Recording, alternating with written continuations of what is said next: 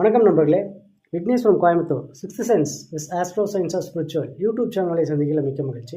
So நாம் லாஸ்ட்டாக release பண்ண 2 வீடியோவுக்கும் நல்ல ஒரு வரவேற்பு. நிறையா மக்கள் கால் பண்ணி வாழ்த்துக்கள் சொல்லியிருந்தாங்க. அட் த சேம் டைம்ஸ் அவங்களுடைய சப்போர்ட் மிகப்பெரிய அளவில் நமக்கு ஒரு உற்சாகத்தை கொடுத்தது.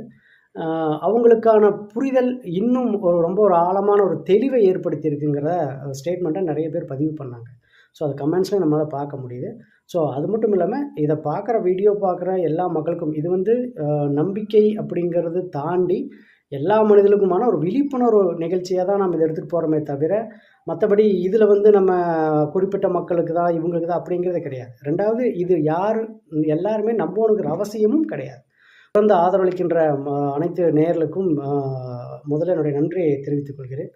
ஸோ உங்களுடைய இந்த ஆதரவும் உங்களுடைய இந்த ஒத்துழைப்பும் தான் இந்த மேலும் மேலும் எனக்கு இந்த வீடியோ போடுற இன்ட்ரெஸ்ட் உருவாகிற காரணமே அதுதான்.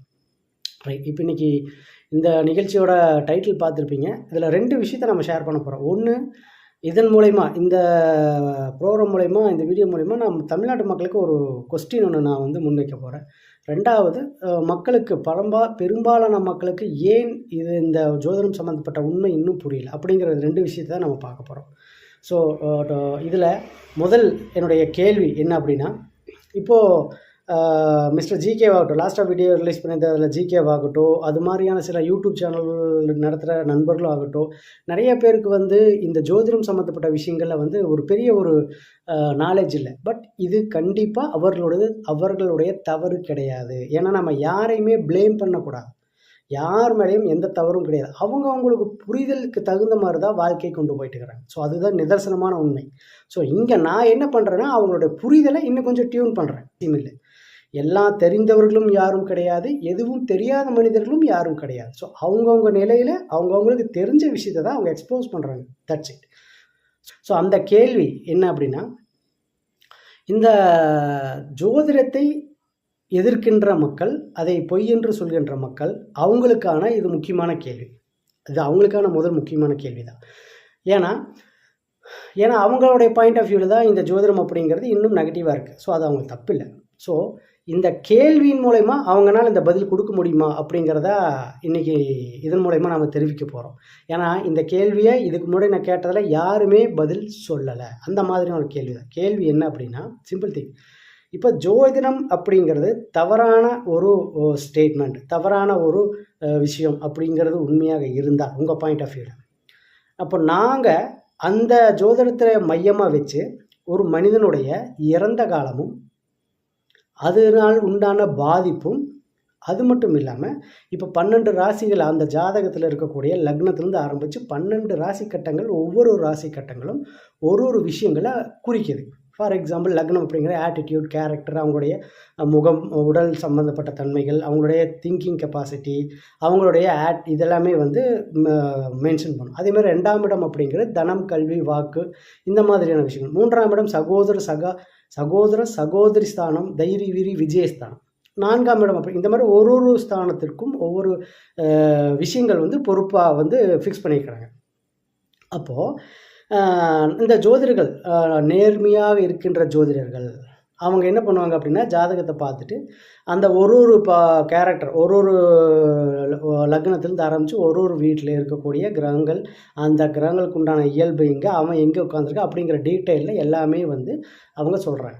அப்போது இது என்ன பேஸ் பண்ணுது அப்படின்னா, கடந்த காலத்தை அவங்க ப்ரிடிக்ட் பண்ணுறாங்க. கடந்த காலமும் அதனால் உண்டான பாதிப்பும் ப்ரெசண்ட் எப்படி இருக்குது அப்படிங்கிறத தான் ப்ரெடிக்ட் பண்ணுறாங்க. ஸோ இங்கே என்ன கேள்வி அப்படின்னா, உண்மையிலேயே ஜோதிடம் அப்படிங்கிறது ஒரு தவறான ஒரு பொய்யான விஷயமாக இருந்தால், இந்த பொய்யான விஷயத்தை மையமாக வைத்து எப்படி ஒரு மனிதனுடைய கடந்த காலத்தையும் அதனால் உண்டான பாதிப்பையும், அது மட்டும் இல்லாமல் அவனுடைய ஆட்டிடியூடு, கேரக்டர், கல்வி, சகோதர சகோதரிகள், அதேமாதிரி அம்மா அப்பா சம்மந்தப்பட்டது, அவனுடைய வண்டி வீடு வாகனங்கள் சம்மந்தப்பட்டது, அதேமாதிரி பூர்வ புண்ணியம், அவனுடைய பிரெயின் கெப்பாசிட்டி, அவனோட திங்கிங் பவர், நோய், கடன், எதிரி சம்மந்தப்பட்டது, கலத்திரஸ்தானமான கல்யாணம் சம்மந்தப்பட்டது, குழந்தை சம்மந்தப்பட்டது, ஆயில் சம்மந்தப்பட்டது, அதேமாதிரி அப்பாவுடைய ஒரு சம்மந்தப்பட்ட விஷயங்கள், 10ஆம் இடமான தொழில் சம்மந்தப்பட்டது, பிஸ்னஸா, அடிமை தொழிலா, சொந்த தொழிலா, 11ஆம் இடமான லாபஸ்தானம், 12ஆம் இடமான அயன சயன போகஸ்தானம். ஸோ இத்தனை விஷயங்களையுமே எப்படி 10க்கு அட்லீஸ்ட் 7லேருந்து 8 விஷயங்கள் வந்து எக்ஸாக்டாக நம்ம வந்து சொல்ல முடியும். இது ஒரே ஒரு கேள்வி தான். பொய்யான ஒரு விஷயத்தை அடிப்படையாக வச்சு உண்மையாக நடந்த நிகழ்வுகளை எப்படி ஒரு மனிதன் 10க்கு சொல்லவே முடியாது. நான் ஏற்கனவே நிறையா வீடியோவில் சொல்லியிருக்கிறேன். அஸ்ட்ராலஜி அப்படிங்கிறது ப்ரிடிக்ஷன். அந்த ப்ரிடிக்ஷன் அப்படிங்கிறது மேக்ஸிமம் 70 to 80%, 100% யாருக்கும் வராது. ரைட்டா? அப்போது இந்த 70 to 80% வரைக்கும் இந்த கடந்த காலமும் அதே மாதிரி நான் இப்போ ஏற்கனவே சொன்ன அந்த 12 ராசிகளுக்கு உண்டான விஷயங்கள் எல்லாமே எப்படி 10க்கு 8 விஷயங்கள் கரெக்டாக எக்ஸாக்டாக சொல்ல முடியும்? இந்த கேள்வியை நான் தமிழ்நாட்டு மக்கள் எல்லாருக்கும் முன்னாடி நான் வைக்கிறேன். அதாவது ஜோதிடத்தை பொய் என்று சொல்பவர்களாகட்டும், அது எதிர்க்கின்றவர்களாகட்டும். இது வந்து நான் உங்களை ஏன் உங்கள் முன்னாடி வைக்கிறேன் அப்படின்னா, உங்கள் மேலே எனக்கு எந்த விதமான ஒரு வருத்தமோ எந்த ஒரு கோபமோ எந்த ஒரு இதுவும் கிடையாது. உங்களுடைய புரிதலுக்கு முடிஞ்ச வரைக்கும் என்னால் இதன் மூலயமா ஒரு விளக்கத்தை நான் தரேன், அவ்வளோதான். மற்றபடி வேறு எந்த விஷயமும் இது மூலயமா நாம் இது பண்ண போகிறதில்ல. ஸோ நீங்கள் இந்த கேள்விக்கான பதில் நீங்களே திங்க் பண்ணி பாருங்கள். இதுதான் அந்த கேள்வி. அப்போது நாம் வந்து இந்த மாதிரி ஒரு விஷயம் மூலயமா, இந்த தவறான ஒரு விஷயத்தை அடிப்படையாக வச்சு இது வரைக்கும் யாராலும் உண்மையாக நடந்த விஷயத்த சொல்லவே முடியாது. அப்போ சொல்கிறாங்க அப்படின்னா அப்போ ஜோதிடம் உண்மை. Very simple thing. நான் ஏற்கனவே சொல்லியிருக்கிறேன். அறிவியல், ஆன்மீகம், மனோதத்துவம், இந்த தத்துவியல், இது எல்லாமே அதற்கு கொடுக்கின்ற ப்ரூஃப், அதுக்கான ஆதாரம் அப்படிங்கிறது நடைமுறை வாழ்க்கையில் ஏற்றுக்கொள்ளக்கூடிய ஒரு ஸ்டேட்மெண்ட்டாக இருக்கணும். That is call proof. கரெக்டாக? அப்போ நான் சொல்கிற இந்த விளக்கங்கள் உங்களுக்கு நடைமுறை வாழ்க்கைக்கு ஒத்து வருதா பாருங்கள். தவறான ஒரு விஷயத்த, பொய்யான ஒரு விஷயத்த மையமாக வச்சு லைஃப்பில் உண்மையாக நடந்த 10க்கு 8 விஷயத்த நம்மளால் ப்ரெடிக்ட் பண்ண முடியுது அப்படின்னா, அப்படி ஒருத்தர் முடிஞ்சிருக்குது. நாங்கள் அப்படி தான் உண்மையாக நேர்மையாக இருக்கின்ற ஜோதிடர்கள் அதை பண்ணிட்டு இருக்கிறாங்க. அப்போ அந்த மாதிரி நடக்குது அப்படின்னா, இது சொல்கிறது உண்மையாக நடந்தது அப்படின்னா அப்போ ஜோதிடமும் உண்மை அப்படின்னு தான் அர்த்தம். ரைட்டுங்களா? ஸோ இதுதான் கான்செப்ட். அப்போ இந்த கான்செப்ட் உங்களுக்கு நடைமுறை வாழ்க்கையில் ஏற்றுக்கொள்ளக்கூடிய ஸ்டேட்மெண்ட்டாக இருக்குதா அப்படின்னா அதுதான் வந்து சரியான ஒரு விளக்கமாக இருக்கும். Point number 1. அதே மாதிரி ரெண்டாவது சப்ஜெக்டு, ஏன் வந்து பல மக்கள்லாம் பல பேர் வந்து இன்னும் அந்த ஜோதிடம் சம்மந்தப்பட்ட விஷயங்கள் இந்த புரிதல் இன்னும் உண்டாகலை அப்படின்னா, இங்கே 2 விஷயங்கள் நான் உங்களுக்கு விளக்கம் தர விரும்புகிறேன். ஒன்று, இங்கே ஒரு மிகப்பெரிய தவறு நடக்குது. அது 2 பக்கமும் இருக்குது. ஒரு பெரிய தவறு இங்கே நடந்துட்டு இருக்குது இந்த தமிழ்நாட்டில் ஜோதிடம் சம்மந்தப்பட்ட விஷயங்களில். அது என்ன 2 தவறுங்கிறத நீங்கள் தெரிஞ்சுக்கிட்டிங்கன்னா இன்னும் உங்களுக்கு ஒரு தெளிவு வரும். ஏன்னா இது எல்லாமே விழிப்புணர்வுக்கான நிகழ்ச்சி தான். மக்களுடைய விழிப்புணர்வை ஏற்படுத்துவதற்கான ஒரு முயற்சி தான் ஒழிய வேறு எதுவுமே இல்லை. அதை புரிஞ்சுக்கோங்க. அதாவது 2 தவறுகள் என்ன அப்படின்னா, முதல்ல நீங்கள் என்ன பண்ணுறீங்க அப்படின்னா, ஒரு ஜாதகம் பார்க்க போகிறீங்க ஒரு ஜோதிடர்கிட்ட அப்படின்னா, நாம் என்ன பண்ணணும் அப்படின்னா, ஜாதகத்தை கொடுக்கறது வரைக்கும் தான் நம்மளுடைய விஷயம். அதுக்கு மேலே நீங்கள் வாயவே திறக்கக்கூடாது. அந்த அஸ்ட்ராலஜர் தான் அதை ஓப்பன் பண்ணி அதனுடைய டீட்டெயில்ஸ் எல்லாம் அனலைஸ் பண்ணிவிட்டு எல்லாத்தையும் அனலைஸ் பண்ணி முடிச்சதுக்கப்புறம் உங்கள்கிட்ட ஸ்டெப் பை ஸ்டெப்பாக நான் சொன்னேன் இல்லைங்களா, லக்னத்திலிருந்து ஒரு 1ஆம் இடத்துல ஆரம்பித்து ஒவ்வொன்றா ஸ்டெப் பை ஸ்டெப்பாக 12 இடங்களை அவர் வந்து உங்கள்கிட்ட சொல்லணும். ரைட்டா? அப்போது அதுக்கப்புறம் தான் நீங்கள் அதை அனலைஸ் பண்ணணும். அவர் சொன்னதில் எத்தனை விஷயங்கள் சரியாக இருக்குது, எத்தனை விஷயங்கள் தவறாக இருக்குது. இதுதான் ஒரு ரியல் அஸ்ட்ராலஜரோட க்ரைட்டீரியா. அவருக்கான ஒரு சிறந்த தகுதி. இந்த தகுதி தான் ஒரு ஜோதிடருக்கும் இடையே வேறுபடுகிறது. ரைட்டுங்களா? இதை புரிஞ்சுங்க. ஆனால் நாம் என்ன பண்ணுறோம் அப்படின்னா, அந்த மாதிரி பண்ணுறதே கிடையாது. ஜாதகத்தை எடுத்துகிட்டு போய் அஸ்ட்ராலஜர் கொடுத்த அடுத்த செகண்டே உங்கள் மனசில் இருக்கிற எல்லா பிரச்சனையும் கொட்டிடுறீங்க. சாமி, எனக்கு 6 மாதமாக என் பையன் வீட்டில் வேலைக்கு போக மாட்டேங்கிறா, கடன் ஆகி போச்சு, எங்கள் வீட்டுக்காரர் வந்து சண்டை போடுறாரு, எங்கள் வீட்டில் ஒரே பிரச்சனை இருக்குது. முடிஞ்சு போச்சா? நீங்களே பிரச்சனையை சொல்லிட்டீங்க. அப்போ நீங்களே பிரச்சனையை சொல்லிட்டா அப்போ அந்த அஸ்ட்ராலஜருக்கு அங்கே வேலையே இல்லையே. இதுதான் நீங்கள் பண்ணுற தப்பு. நான் அதைத்தான் திரும்ப திரும்ப சொல்கிறேன். இல்லைங்க. ஸோ நீங்கள் பண்ணுற தவறை புரிஞ்சுக்கோங்க. ஒரு அஸ்ட்ராலஜருடைய வெல் நாலேஜ் அப்படிங்கிறது என்னென்னா, எதுவுமே நீங்கள் சொல்லக்கூடாது. அவரே வந்து எல்லாத்தையுமே ப்ரிடிக்ட் பண்ணி உங்கள்கிட்ட அந்த ஸ்டேட்மெண்ட் கொடுக்கும்போது தான் அவருடைய வெல்னஸ், அதோடைய நாலேஜோடைய குட்னஸ் எந்த அளவுக்கு இருக்குங்கிறது நீங்கள் தெரிஞ்சுக்க முடியும். ஸோ இதுக்கு முன்னாடியே நீங்கள் எல்லாருமே அந்த மாதிரி மனோபாவங்கள் இருந்து அந்த மாதிரி தவறுகளை செஞ்சதுனால என்ன ஆகி போச்சு அப்படின்னா, இந்த போலியான ஜோதிடர்களுடைய வளர்ச்சி அதிகமாக ஆயிடுச்சு. ஏன்னா இப்போ நீங்களே எல்லாத்தையும் சொல்லிடுறீங்க. அதை விட இன்னொரு கொடுமை என்னென்னா, சில ஜோதிடர்கள் என்ன பண்ணுறாங்கன்னா, ஜாதகத்தை வாங்கிட்டு என்னம்மா பிரச்சனைன்னு கேட்டு உங்ககிட்டயே பிரச்சனை என்னன்னு கேட்டு அதுக்கே சொல்யூஷன் கொடுக்குற ஜோதிடர்களும் இருக்கிறாங்க. அப்போ இங்கே இவனும் ஒரு பொய்யான ஜோதிடர்கள். புரியுதா நான் சொல்கிறது? ஸோ எதுவுமே நீங்கள் பேசக்கூடாது. நீங்கள் ஜாதகத்துக்கு, ஏன்னா நான்லாம் 25 வருஷமாக எனக்கு வந்து இது போர்டு போட்டு நான் ஆஃபீஸ் உட்காந்து பண்ணவன் கிடையாது. நான் இந்த விழிப்புணர்வு கொடுக்க போய் என்னுடைய ரிசர்ச்சில் நிறைய விஷயங்கள் ஐடென்டிஃபை பண்ணதில் என்னுடைய சர்க்கம்டன்ஸில் நிறைய பேர் வந்து அவங்களுடைய ஒரு உதவி, அவங்களுடைய ஒரு விழிப்புணர்வுக்காகவும் அவங்களுடைய ஒரு ஃப்யூச்சர் தெரிஞ்சுக்கணுங்கிறதுக்காக நம்ம பண்ணிட்டு இருக்கிறோம். பட் நான் என்னுடைய ஸ்டைல் அப்படி தான் போயிட்டுருக்கு. என்னுடைய ஸ்டைல் அந்த மாதிரி தான் இருக்குது. உண்மையாக இருக்கிற ஒவ்வொரு ஜோதிடர்களும் அந்த வழியை தான் ஃபாலோ பண்ணுறாங்க. ஆச்சுங்களா? அப்போ மக்கள் இங்கே செய்கிற முதல் தவறு, ஜோதிடர்கிட்ட போய் உட்கார்ந்த உடனே எல்லாத்தையும் ஒப்பிச்சிடுறீங்க. பண்ணவே கூடாது. அல்லது அந்த ஜோதிடர் வந்து உங்கள்கிட்ட என்ன விஷயமா என்னமா பிரச்சனை கேட்டு அதை திருப்பி உங்களுக்கு மோட்டிவேட் பண்ணுற மாதிரி ஆட்டும் இருக்கானு, அவனும் போலியான ஜோதிடர். அப்போ இங்கே 2 இடத்துலையுமே தவறு நடக்கும்போது எப்படி உங்களால் உண்மையை புரிஞ்சுக்க முடியும்? இதுதான் என்னுடைய சிம்பிள் கேள்வி. புரியுதுங்களா?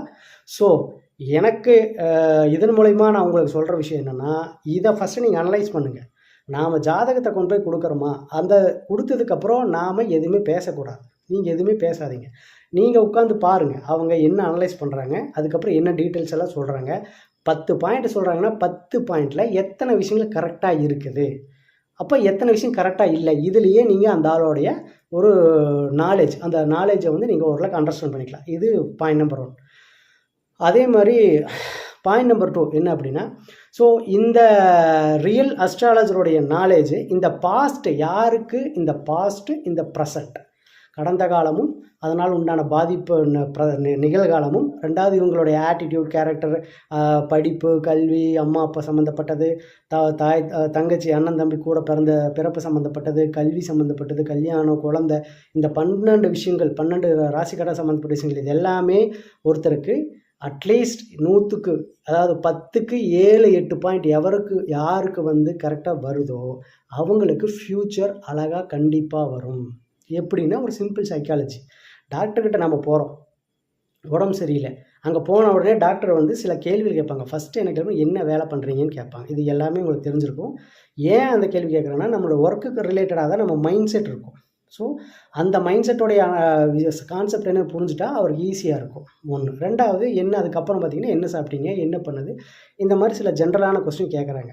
இது எல்லாம் வச்சு அதுக்கப்புறம் தான் அவர் ஒரு கன்க்ளூஷன் வருவாங்க. ஓகே, உனக்கு வந்து ஃபீவர் ஆகிருக்கு, நீ இந்த ஒர்க் பண்ணிட்டு இருக்கிற, கடந்த 4 நாளாக இந்த ஏதோ சாப்பிட்ருக்கிறது சேரலை, அதனால் இந்த மாதிரி நடந்திருக்கு அப்படிங்கிறத அண்டர்ஸ்டாண்ட் பண்ணி அதுக்கு கன்க்ளூஷன் வந்ததுக்கப்புறம் தான் ப்ரிஸ்கிரிப்ஷன் எழுதுவார். இன்ஜெக்ஷன் போடுறதா, இல்லை டேப்லெட் அதோடைய வீரியம் எந்த அளவுக்கு ரொம்ப ஹெவியாக இருக்கா, இல்லை ஆவரேஜாக டெம்பரேச்சர், பாடி டெம்பரேச்சர் இருக்கா, வேறு ஏதாவது இருக்காங்கிறத அதுக்கப்புறம் கன்க்ளூஷன் வந்ததுக்கப்புறம் தான் ப்ரிஸ்கிரிப்ஷனே எழுதுவாங்க. ஸோ இங்கே கான்செப்ட் என்ன அப்படின்னா, அஸ்ட்ராலஜியும் அப்படி தான். பாஸ்ட் ப்ரெசன்ட் தெரியாமல் ஒருத்தருக்கு ஃப்யூச்சர் வராது.